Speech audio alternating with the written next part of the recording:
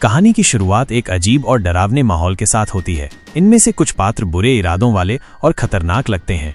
Film की कहानी एक ऐसी जगह पर घूमती है जो आम लोगों के लिए बंद है और बहुत ही उलझी हुई है। ऐसा लगता है कि इस जगह पर कुछ बहुत ही डरावना होने वाला है। फिल्म की शुरुआत में 1989 का पेरिस दिखाया जाता है। इस जगह पर काफी अंधेरा था और एक लड़का सुरंग की दीवार पर पेंटिंग कर रहा था, लेकिन तभी अचानक उसे एक तेज आवाज सुनाई दी। जब लड़के ने लाइट ऑन की और उस तरफ देखा तो अंधेरे में कोई उसकी तरफ आ रहा था। वो उसे देखकर बहुत डर गया। वो अपनी जान बचाने के लिए भागने लगा। उसने वहां एक छोटी सी गुफा देखी जिसमें वो जाता है और अपनी जान बचाने की कोशिश करता है, लेकिन फिर वो चीज उसे पीछे से पकड़ लेती है, उसे बाहर खींचती है और बेरहमी से मार देती है। और हम 1992 का समय देखते हैं और एक बार फिर हमें पेरिस दिखाया जाता है। यहाँ हम एक साथ 3 दोस्तों को देखते हैं। उनमें से एक लड़की थी सोफिया और उसके 2 दोस्त थे। एक दोस्त का नाम मैक्स है। ये तीनों एक दूसरे से बात कर रहे हैं कि हमारी पढ़ाई खत्म हो गई है तो क्यों ना हम कहीं चले जाएं, कहीं ऐसा जहां हर कोई नहीं गया हो। और हम उस जगह पे जाते हैं और सब कुछ रिकॉर्ड करते हैं और पता लगाते हैं कि वहां क्या है और कैसा है।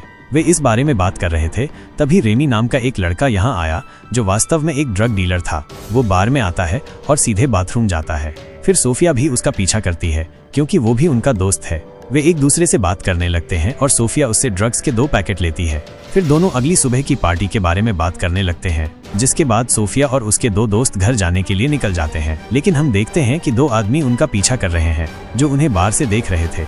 लेकिन इस तरह अनजाने में वे घर आ जाते हैं और सो जाते हैं। फिर सोफिया देखती है कि वे उनके घर में घुस गए हैं और एक आदमी उन्हें मारने लगता है, जबकि दूसरा सोफिया को मार देता है। लेकिन फिर अचानक सोफिया जाग जाती है।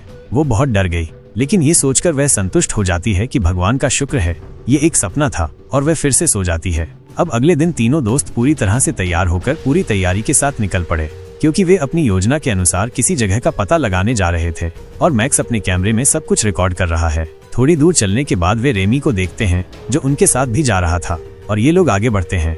रेमी उन्हें बताता है कि एक मेट्रो स्टेशन है जिसके बगल में एक सुरंग है।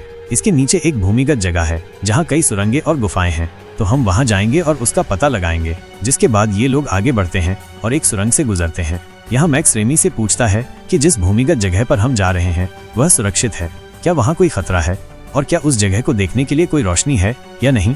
रेमी कहता है, यार वो जगह अच्छी है जहाँ तुम पूरी तरह से फ्री फील करोगे और बहुत अच्छा फील करोगे। इस सुरंग से गुजरने के बाद वे एक ऐसी जगह पहुंचे जहाँ सामने एक छोटी सी गुफा थी। रेमी सभी को गुफा के अंदर जाने के लिए कहता है और ये लोग एक एक करके गुफा से गुजरते हैं। वे अपने साथ टॉर्च भी ले गए थे क्योंकि यहाँ बहुत अंधेरा था। जैसे जैसे वे आगे बढ़ते हैं उन्हें एक जगह पर बहुत सारा धुआं दिखाई देता है। साथ ही यहाँ पहले से ही कुछ अन्य लोग मौजूद थे, और जैसे ही ये 4 लोग उस जगह पर आए उन्होंने उन्हें हाथ ऊपर करने के लिए कहा। वे उन्हें धमकी देते हुए कहते हैं कि हम पुलिस वाले हैं। अब क्योंकि अंधेरा है वे उन्हें नहीं देख सकते, लेकिन फिर वे उनके सामने आ जाते हैं और पता चलता है कि ये लोग रेमी के दोस्त हैं जो उनके साथ मजाक कर रहे हैं।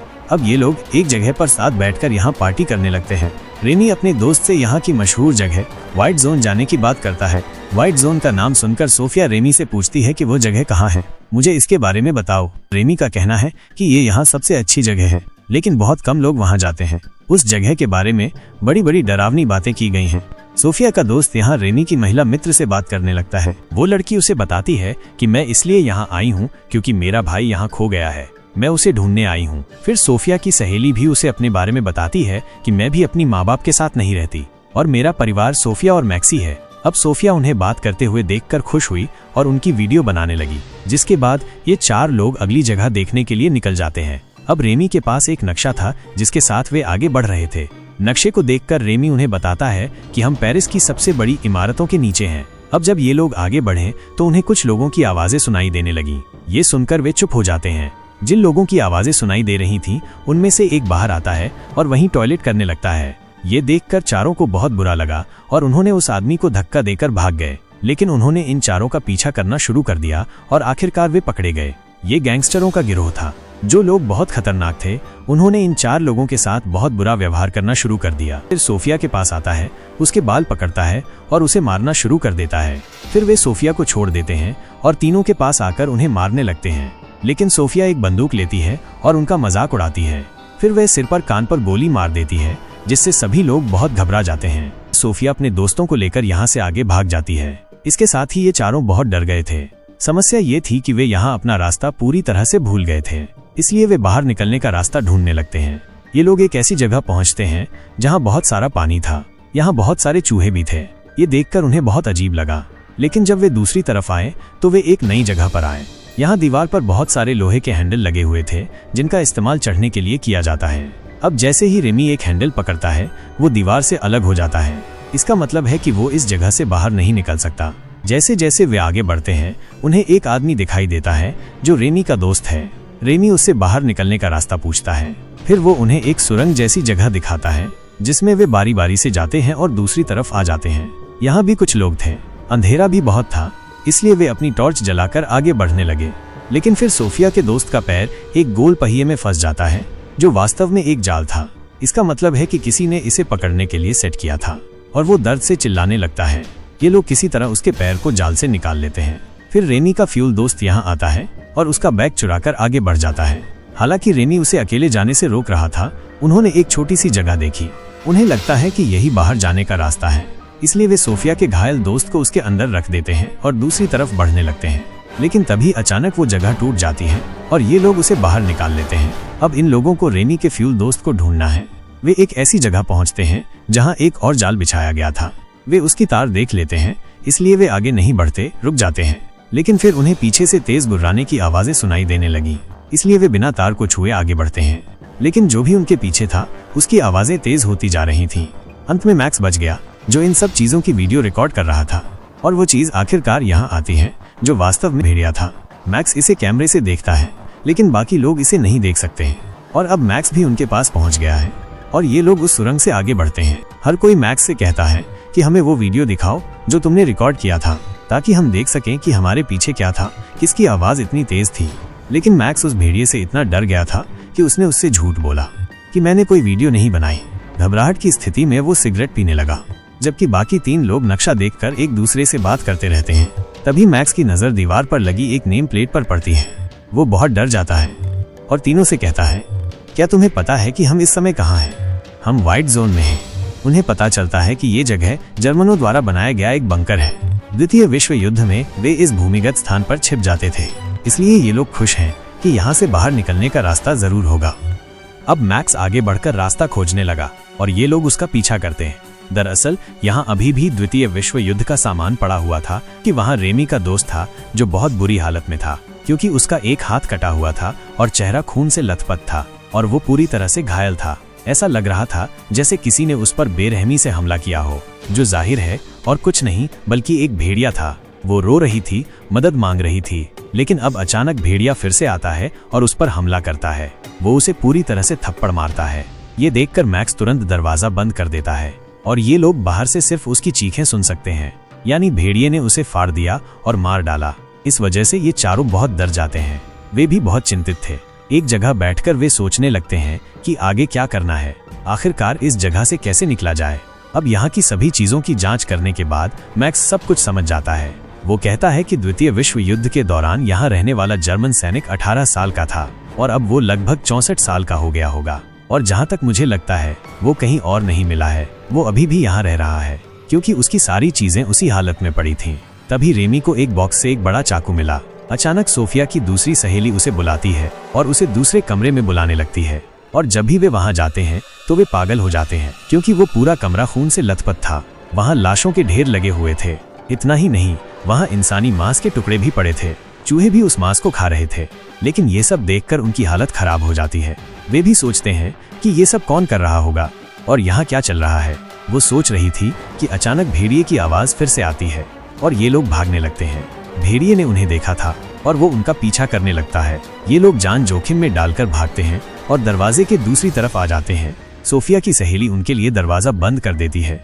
भेड़िया एक जगह से उसका पैर पकड़ लेता है। वो उसका पैर काट देता है और अलग कर देता है। इसके बाद तीनों दोस्त किसी तरह उसे बचा लेते हैं और अब उनकी नजरें भी भेड़िए पर हैं, जो बहुत डरावना लग रहा था। फिर अचानक एक सीटी बजती है और भेड़िया वहां से भाग जाता है। उसके बाद ये लोग उस दोस्त को एक कमरे में ले जाते हैं और उसे सुला देते हैं। वो गरीब आदमी दर्द में था। बहुत दर्द के साथ वो अपना पुराना समय याद करने लगता है। सोफिया और रेमी बात कर रहे थे कि हमें अपने घायल दोस्त को यहाँ छोड़ देना चाहिए। इस हालत में हम उसे अपने साथ कैसे ले जाएंगे। उस दोस्त को भी उनकी सारी बातें सुननी पड़ी। वो बहुत दुखी हुआ और रोने लगा।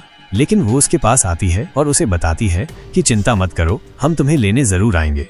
ये कहकर वो उसे अलविदा कहती है और वहाँ से चली जाती है। उसके जाने के बाद इस कमरे में अंधेरा हो गया। फिर उसके दोस्त ने अपने कैमरे का नाइट मोड ऑन किया, जिसमें हम अंधेरे में भी देख सकते हैं। जैसे ही कैमरा ऑन होता है, हमें वहाँ जो जर्मन सेना की वर्दी पहने हुए था, इसका मतलब वो एक सैनिक का भूत था और वो सोफिया के दोस्त पर हमला करता है और उसे मार देता है। जब वे 3 लोग जा रहे थे तो जर्मन भूत उनके सामने आ जाता है। उन्होंने उसका चेहरा देखा था और वे डर के मारे भागने लगते हैं, लेकिन अब वो जर्मन भूत भी उनका पीछा करने लगता है। लेकिन अचानक वे ध्यान नहीं देते और रेमी के पैर उस जाल में फंस जाते हैं और ब्लास्ट हो गया और उसकी मौत हो गई। सोफिया और मैक्स जो जिंदा बचे थे बहुत डरे हुए थे कि हम 4 में से सिर्फ 2 ही बचे हैं। ये लोग अब उस छेद की तरफ जाते हैं जहाँ से वे आए थे। ये देखकर वे बहुत डर गए कि वो जगह बंद हो चुकी है। वे एक बम फेंकते हैं और उस छेद को खोलने की कोशिश करते हैं, लेकिन उनका बम उस जगह पर विस्फोट नहीं होता है और अचानक सैनिक का भूत भी उनके पास आ गया। उसे देखकर मैक्स उससे लड़ने लगा। वो उसे मारने की कोशिश करता है, लेकिन भूत मैक्स को मार देता है। फिर बम फट गया और छेद खुल गया। फिर सोफिया उसके अंदर जाती है और दूसरी तरफ चली जाती है। सोनिया वहां आती है और बहुत सी लाशें देखती है। वो पहले से ही डरी हुई थी, लेकिन अब उसकी हालत और खराब हो रही है। वो आगे बढ़ती है और भूत भी उसका पीछा करने लगता है। फिर वे गैंग वाले सोनिया को पकड़ लेते हैं, जो उसे पहले ही पकड़ चुके थे। लेकिन फिर भूत भी यहाँ आ जाता है। उसे देखकर गैंगस्टर सोनिया को छोड़ देते हैं और वो यहाँ से भाग जाती है। फिर भूत उनके सामने आने लगा। उसे देखकर उन्हें लगता है कि शायद वो कोई अधिकारी है, इसलिए वे उसे सलाम करते हैं। लेकिन फिर भूत उनके पास आता है और उन सभी को एक ही झटके में मार डालता है। सोनिया भाग जाती है और उस जगह पर पहुंच जाती है जहां लोहे के हैंडल चढ़ने के लिए लगाए गए थे। सोनिया अब बिना समय गवाए चढ़ने लगी, लेकिन फिर भूत भी आ गया। वो उसका पैर पकड़कर नीचे खींच लेता है, जिसके बाद वो उसका गला घोटना शुरू कर देता है। लेकिन सोनिया नीचे पड़े हैंडल की मदद से भूत पर हमला करती है, जिससे वो घायल होकर गिर जाती है। जैसे ही वो सोनिया को छोड़ता है, वो उसे अपने पैरों से पीटती है और कमजोर कर देती है, जिसके बाद वो उन हैंडल की मदद से चढ़ाई शुरू कर देती है। जैसे ही वो ऊपर आती है, वो देखती है कि ये बाहर निकलने का रास्ता है, लेकिन दुर्भाग्य से वो जगह भूत के चेहरे के कारण बंद है। सीधे ऊपर आकर सोनिया मदद के लिए पुकारती है, लेकिन दुर्भाग्य से कोई उसकी आवाज नहीं सुन सकता। यहाँ उसकी किस्मत भी उसके साथ नहीं है, क्योंकि तभी सिपाही का भूत उसका पैर पकड़कर उसे नीचे खींच लेता है और वो उसे भी मार देता है।